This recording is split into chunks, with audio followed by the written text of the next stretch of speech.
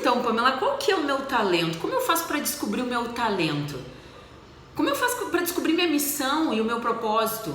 É boa pergunta, né?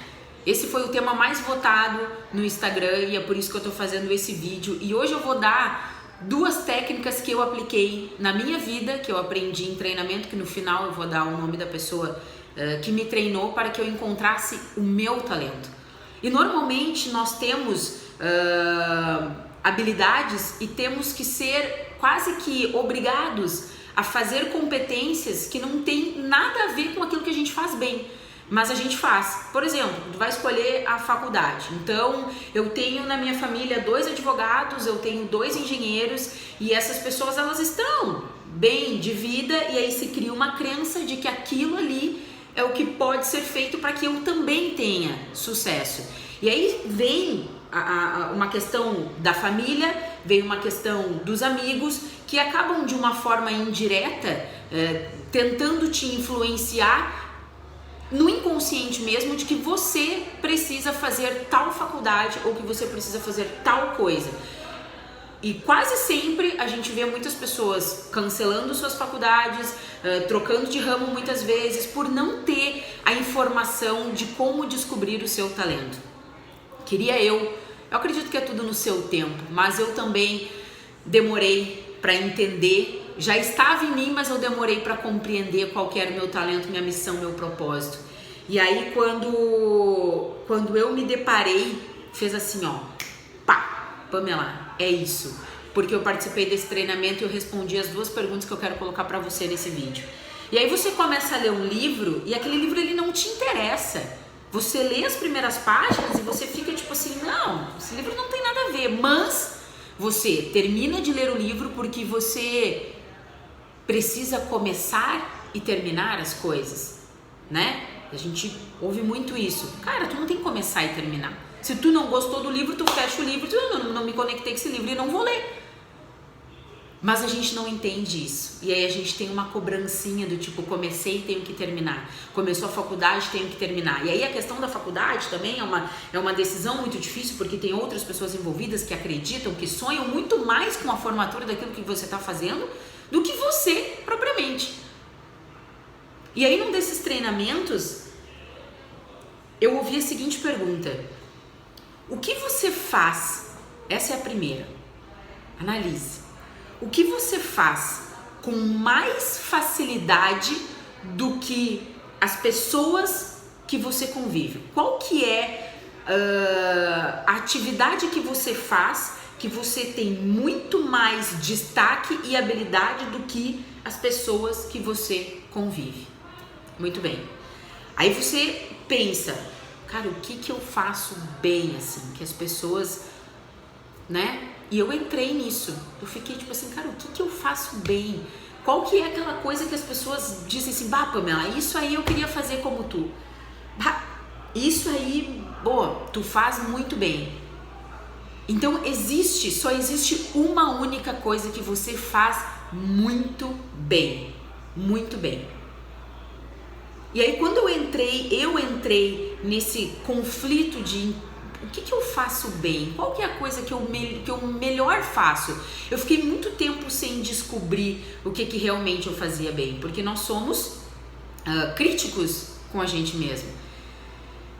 E aí, nesse treinamento, eu peguei essa primeira parte, mas eu não consegui descobrir aquilo que eu fazia realmente bem. E aí eu recebi uma segunda sugestão que seria perguntar para as pessoas, né? O que tu acha que eu faço bem? Existe alguma coisa que você vê em mim e você diz assim, bah, isso a Pamela faz muito bem, eu gostaria de fazer isso tão bem quanto ela faz. O que seria isso? Perguntar para as pessoas, questionar as pessoas, saber o que você faz que você vai lá e entrega aquilo bem feito. E eu comecei a revirar o meu baú. Isso você vai aplicar isso. E eu comecei a revirar no baú. E aí eu peguei alguns boletins meus que diziam evitar conversas paralelas com os colegas em sala de aula. Aí depois eu comecei a ouvir num determinado período que, não, a Pamela, meu Deus, ela tem um poder de persuasão, se ela quiser vender brita como se fosse um produto de emagrecimento, ela vende. Aí eu comecei a ouvir a palavra persuasão, eu comecei a ouvir a palavra convencimento, eu comecei a ouvir a palavra comunicação, eu comecei a ouvir a palavra desenvoltura, firmeza, forte, eu comecei a ouvir essas palavras. E aí entrou, quando eu fiz essas perguntas, começou a tipo assim, tá, beleza, isso aí. Aí daqui a pouco, para completar e eu me dar o estralo do que realmente era, eu comecei para uma outra parte que seria assim, o que eu gosto de fazer, que eu não vejo nem o tempo passar, que quando eu vejo eu não almocei, eu fui dormir tarde, o que eu fico fazendo que eu não tenho a obrigação de fazer, mas eu faço?